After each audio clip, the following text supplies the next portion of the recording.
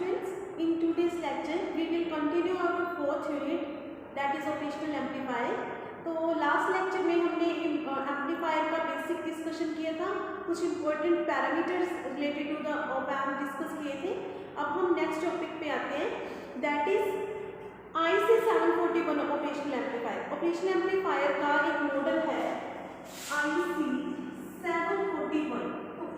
थोड़ा इसके बारे में हम डिस्कस करेंगे. IC मतलब इंटीग्रेटेड सर्किट.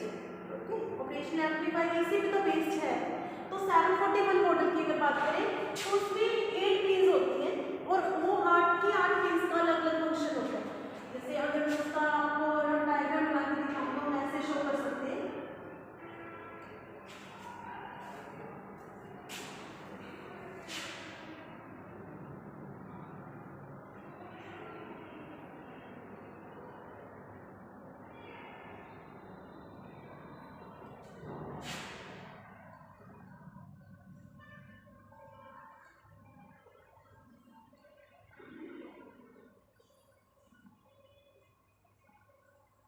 ये हम IC 741 ऑप एम्प के लिए डायग्राम बना रहे हैं कि इसमें 8 पिन्स हैं, 1 2 3 एंड 4. सिमिलरली 4 पिन्स इस साइड होती है, 5 6 7 8. ओके, अब देखिए इनका फंक्शन देखते हैं हम. जो फर्स्ट पिन होती है, ये फर्स्ट पिन शो करती है ऑफसेट नल. ये फर्स्ट पिन पे होता है ऑफसेट नल एंड जो फिफ्थ पिन है इस पे भी ऑफसेट नल होता है. जो सेकंड पिन है ये इन्वर्टिंग टर्मिनल को रिप्रेजेंट करती है. तो यहाँ पे होती है इन्वर्टिंग इनपुट. थर्ड पिन में positive terminal means non inverting input होती है.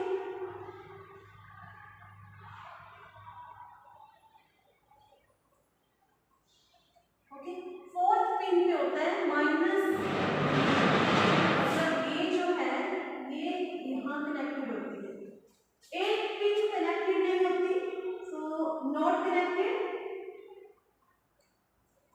सेवंथ पिन पे होता है प्लस बी, मतलब ये यहाँ से कनेक्टेड होती है. सिक्स पिन पे आउटपुट होती है, आउटपुट. ओके, इस टाइप से इसकी 8 पिन्स का डिफरेंट फंक्शन होता है. अगर हम बात करें इसकी कैरेक्टरिस्टिक्स की तो देखिए जो हमारे पास IC 741 मॉडल है ऑप एम्प का, इसका इनपुट रेजिस्टेंस जो है वो बहुत हाई होता है. लगभग 100 किलो ओम से भी ज्यादा होता है. इनपुट इसका इम्पीडेंस जो है, इनपुट इम्पीडेंस 100 किलो ओम से भी ज्यादा होता है. और जो इसका आउटपुट इम्पीडेंस है वो कम होता है, 100 ओम से भी कम होता है ऑलमोस्ट. इसकी फ्रीक्वेंसी की रेंज होती है 0 हर्ट्ज से ऑलमोस्ट 1 मेगाहर्ट्ज. ओके, और जो ऑफसेट वोल्टेज है इसका, ऑफसेट करंट है और जो बैंडविड्थ होती है बेटा ये इसका काफी लो होता है, ये लो. ओके, और वोल्टेज गेन ऑलमोस्ट इसका होता है 2 लाख.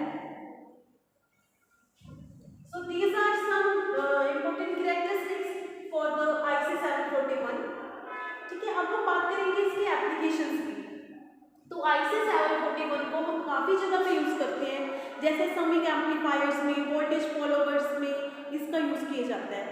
इवन कि A to D कन्वर्टर्स में भी इसका यूज़ करते हैं. इसके अलावा इसका यूज़ किया जाता है जो थर्मल टच स्विचेस होते हैं उनको बनाने में भी इसका यूज़ होता है. और जो हमारे पास LDR होते हैं, that is the light dependent resistors, वहाँ पे भी इसका यूज़ किया जाता है. ऑटोमेटिक लाइट ऑपरेटेड स्विचेस में भी इसका यूज़ करते हैं. तो अब हम बात करेंगे कि जो आइडियल ऑप एम्प और जो प्रैक्टिकल ऑप एम्प है उसमें क्या डिफरेंस है आइडियल और प्रैक्टिकल ऑप एम्प में.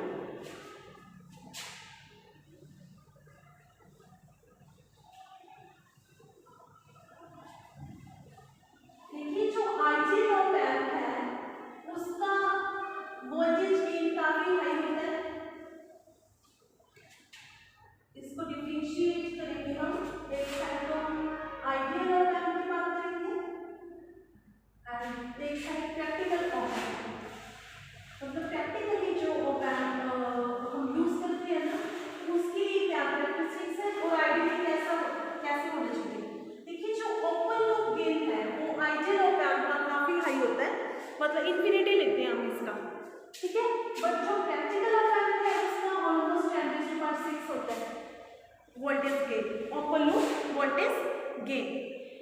उसके बाद हम बात करेंगे हमारे पास इनपुट रेजिस्टेंस की।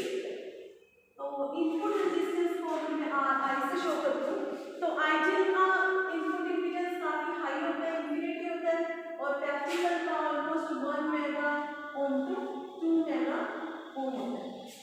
और आउटपुट रेजिस्टेंस हमें पता है कि काफी कम होता है इसका। तो जो आउटपुट रेजिस्टेंस है वो आइडियल का ऑलमोस्ट 0 ही होता है, बट प्रैक्टिकल का ये 50 ओम टू 100 ओम के बीच लाइक होता है। ओके, इसके बाद हम बात करेंगे फ्रीक्वेंसी रेंज की। फ्रीक्वेंसी जो होती है इसकी आइडियल की जो फ्रीक्वेंसी है वो काफ़ी हाई होती है। और open loop bandwidth, open loop bandwidth जो आइडियल के लिए होता है वो इंफिनिटी होता है, बट जो प्रैक्टिकल होता है उसका ओपन लूप बैंडविड्थ है ऑलमोस्ट 5 हर्ट्ज।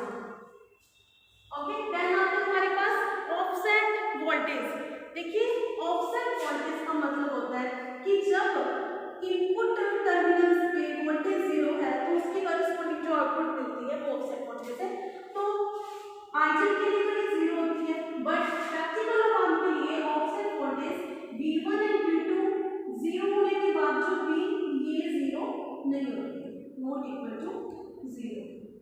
ओके, तो देन हमारे पास आता है CMRR, मतलब common mode rejection ratio.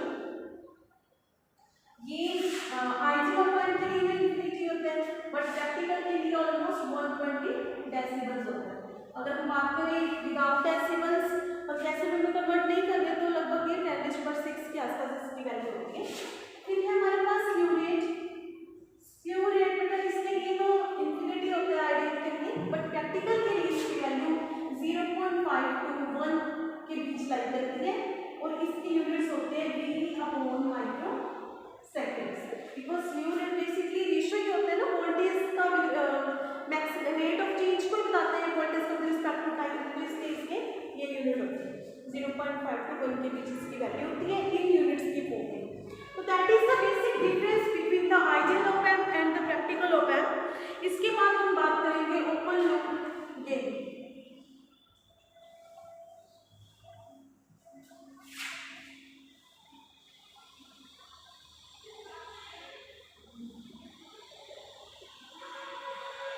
Open loop का मतलब है कि जब हमने ऑप एम्प को कोई फीडबैक प्रोवाइड नहीं किया, और क्लोज लूप का मतलब जब ऑप एम्प में फीडबैक प्रोवाइड किए जा रहे हैं तो वो क्लोज लूप बना लेते हैं। ठीक है, तो फर्स्टली हम ओपन लूप गेन निकालेंगे, then close loop gain. Open loop gain, open loop gain की फर्स्टली हम बात करते हैं इन्वर्टिंग मोड की। इन्वर्टिंग मोड का मतलब इनपुट को इन्वर्टिंग टर्मिनल पे अप्लाई किया जाएगा।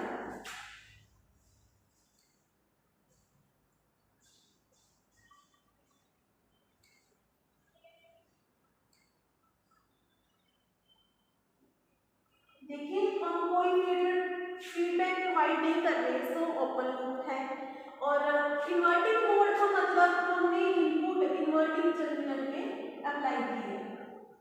ओके, और पॉजिटिव टर्मिनल को मतलब नॉन इन्वर्टिंग टर्मिनल को हमने ग्राउंड कर दिया। सपोज VI इनपुट हम इसमें अप्लाई कर रहे हैं और इस टर्मिनल पे वोल्टेज मान लेते हैं V1। ओके, और यहाँ पे जो वोल्टेज है नेगेटिव पे वो मान लेते हैं V2। अब देखिए इन्वर्टिंग मोड के लिए गेन कैसे निकालेंगे। गेन हमारे पास होता है output voltage upon the difference between the two input voltages. तो V1 माइनस V2 होगा VD की वैल्यू, बिकॉज V1 हम ले रहे हैं पॉजिटिव टर्मिनल पे वोल्टेज और V2 ले रहे हैं नेगेटिव टर्मिनल पे वोल्टेज।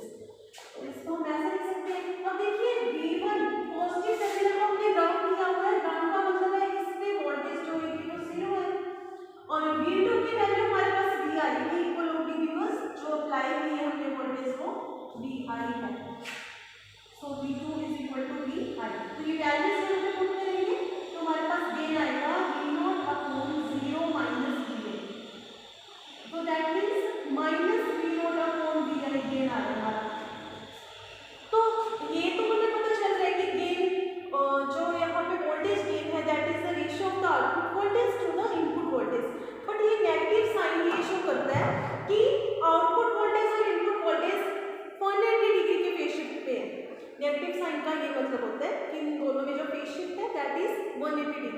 अगर पॉजिटिव साइन आता है इसका मतलब दोनों सेम फेज पे है। अब 180 डिग्री का फेज शिफ्ट का मतलब देखिए क्या हुआ, हमने साइनसोइडल वेव अप्लाई किया, इसका मतलब जो इनपुट दिया है वो इस टाइप से साइनसोइडल फॉर्म में, साइन फंक्शन फॉर्म में, बट जो आउटपुट मिलेगी वो नो डाउट एम्पलीफाई होके तो मिलती है एम्पलीफायर में, बट उसका 180 डिग्री फेज शिफ्ट होना मतलब 180 डिग्री से इसका फेज शिफ्ट हो गया, मतलब ऊपर से स्टार्ट ना हो गया, ये 180 डिग्री के ऐसे फेज शिफ्ट पे मिलेगी। ये 180 का फेज शिफ्ट है जब वो नीचे से स्टार्ट हो जाती है ऊपर की जाए। ओके, और अगर दोनों सेम फेज में है तो इसका मतलब आउटपुट भी ऐसे इसी वे से यहाँ से 0 से पॉजिटिव की ओर जाएगा। ओके, तो इस केस में हमारा 180 डिग्री का फेज शिफ्ट हुआ between the output and the input voltage. And now we will discuss about the non inverting mode कि जब हमने नॉन इनवर्टिंग टर्मिनल पे आउटपुट जो इनपुट है वो अप्लाई किया वो अब डिस्कस करेंगे। देखिए, जब हमने वोल्टेज को नेगेटिव टर्मिनल पे अप्लाई ना करके इस पे अप्लाई करेंगे, इसको तो नेगेटिव टर्मिनल को सीधा ग्राउंड कर दो और इस पे वोल्टेज अप्लाई कर दो VI, ठीक है, और यहाँ पे V2 लेते हैं हम और यहाँ पे V1 होती है, तो इस केस में V1 तो हो जाएगा हमारा VI के इक्वल, बट V2 होगा नेगेटिव 0 क्योंकि इसको हमने ग्राउंड कर रखा है। तो हमारे पास जो गेन होता है that is the output voltage upon the difference between the two input voltages, तो ये आपके पास आएगा V1 माइनस V2 और इसकी वैल्यू पुट करेंगे तो VI minus 0, that is open loop gain for the non inverting mode. Now is the non inverting mode, और non inverting mode is equal to V0 upon VI। Okay, तो ये positive आ रहा है, इसका मतलब है आउटपुट एंड इनपुट वोल्टेजेस में कोई फेज डिफरेंस नहीं है, both will be in the same phase. Same phase का मतलब हुआ कि इनपुट जो हमने अगर ऐसे अप्लाई किया है तो इसके करस्पॉन्डिंग आउटपुट इसी फेज में मिलेगी, उसका एम्प्लीफिकेशन हो जाएगा जस्ट, ठीक है, एम्प्लीफाई होके फेज सेम ही रहेगा। तो that is all about the open loop gain. And now we will discuss about the closed loop gain.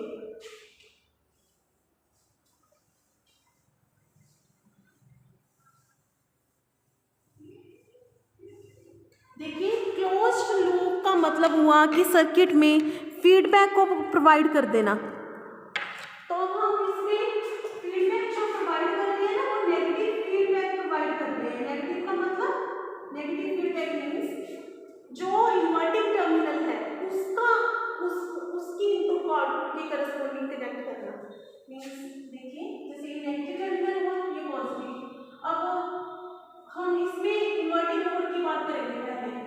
तो अगर हम पहले इन्वर्टिंग मोड की बात कर रहे हैं तो यहाँ से हमें क्लियर हो गया कि इनपुट हमने जो अप्लाई करनी है वो इन्वर्टिंग टर्मिनल पे अप्लाई करनी है।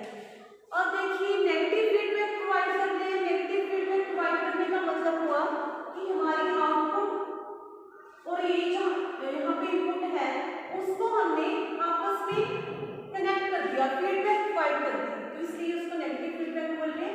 यहाँ पे एक इनपुट रेजिस्टेंस लगाते हैं, उसको मैं RI से शो कर रही हूँ, और जिस रेजिस्टेंस के थ्रू इसको मैंने फीडबैक प्रोवाइड की है उसको मैं RF मान लेती हूँ।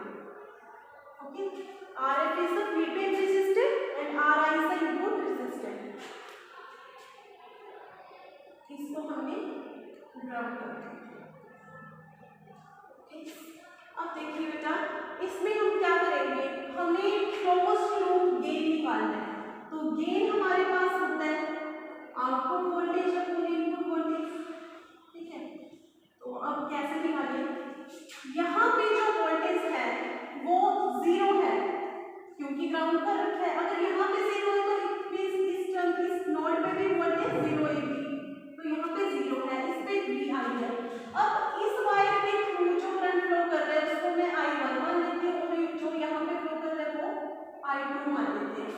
अब देखिए बेटा, हम जब भी प्रॉब्लम सॉल्व करते हैं तो ये मान के चलते हैं कि ऑपरेशनल एम्पलीफायर जो है हमारे पास उसके अंदर तो कोई करंट नहीं जा रहा, ये सारा का सारा करंट यहाँ से आके इधर चला जाएगा, ये हमारी असम्पशन है। तो I1 is equal to I2 we can say, ठीक है।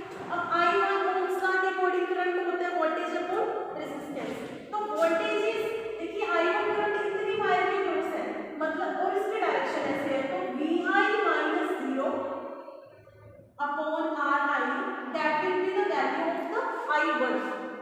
यहाँ पे रेजिस्टेंस को मैंने RI और RF के फॉर्म में शो किया है, आप इसको R1 R2 कुछ भी एज्यूम कर सकते हो।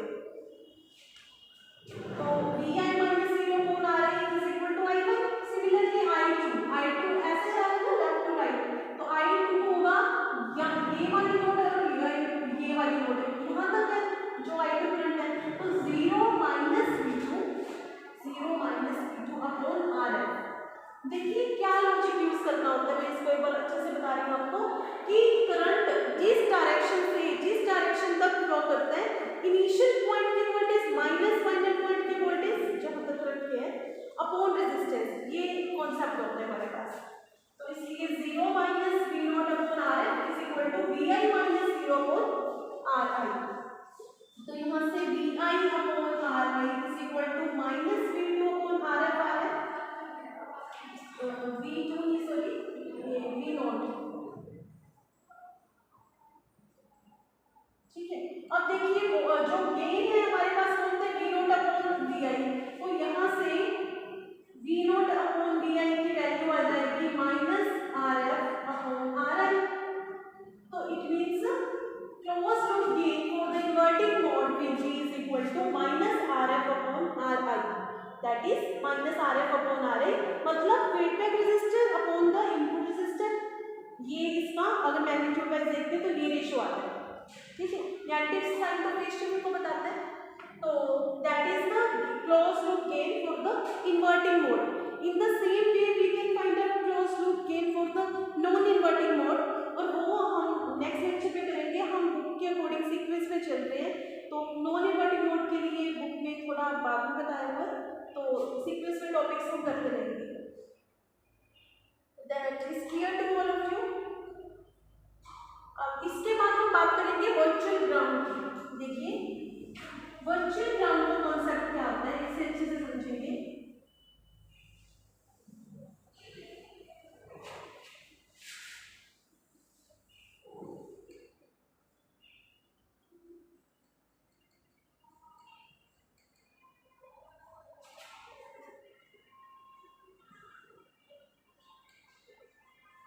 Concept of virtual ground. Virtual word का मतलब होता है काल्पनिक, जब कोई चीज रियल में नहीं है बट वो है इमेजिनेशन है उसकी, उस टाइप से हम कहते हैं वर्चुअल ग्राउंड। मतलब एक्चुअल में किसी चीज को ग्राउंड नहीं किया पर उसमें पोटेंशियल ग्राउंड वाली शो होगी। तो इस कॉन्सेप्ट को हम डिस्कस करते हैं। देखिए हमने ऑप एम्प किया, ये नेगेटिव टर्मिनल है इसका, ये पॉजिटिव टर्मिनल है, ओके। तो हम इसमें अगर वर्चुअल ग्राउंड के कॉन्सेप्ट की बात करें तो हमने यहाँ पे जो पॉजिटिव टर्मिनल है उसको तो ग्राउंड कर दिया, और इसमें हमने सपोज V1 वोल्टेज अप्लाई कर दिया, ठीक है, V1 वोल्टेज अप्लाई कर दिए। तो वर्चुअल ग्राउंड कॉन्सेप्ट के अकॉर्डिंग देखिए हम अगर गेन की बात करें, आउटपुट यहाँ से ले रहे हैं। अब ये ओपन लूप सर्किट है, कोई फीडबैक प्रोवाइड नहीं किया हुआ, तो ओपन लूप गेन निकाल लीजिए, that will be output voltage upon the difference between the two input voltages.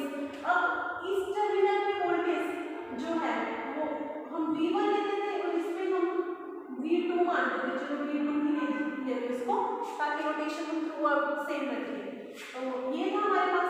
अब VD होगा हमारे पास V1 माइनस V2, तो ओपन लूप गेन की वैल्यू आ जाएगी V0 अपॉन V1। V1 तो 0 है बिकॉज ये वाले टर्मिनल को हमने ग्राउंड कर रखा है, तो V1 हमारे पास 0 है, सो 0 माइनस V2, ठीक है। या फिर आप चाहिए पर इसकी वैल्यू पुट ना करो, ऐसे भी कर सकते हो, इसको एज इट इज रखो। अब आइडियल ऑप एम्प के लिए हमने डिस्कस किया था कि आइडियल ऑप एम्प के लिए जो ओपन लूप गेन होता है वो इनफाइनाइट होता है, तो it means for ideal op amp के जो गेन है open loop gain that will be infinity. अगर गेन इंफिनिटी है इसका मतलब डिनोमिनेटर में 0 है, क्योंकि समथिंग अपॉन 0 ही तो इंफिनिटी हो सकता है, तो this implies V1 minus V2 should be equal to 0। तो यहाँ से हमारे पास V1 इक्वल्स टू V2 आ जाएगा। अब देखिए V1 0 है क्योंकि इस टर्मिनल को ग्राउंड किया हुआ है, V1 0 है तो इट मींस इसके अकॉर्डिंग V2 भी 0 होगा। तो that is all about the virtual ground, मतलब कि हमने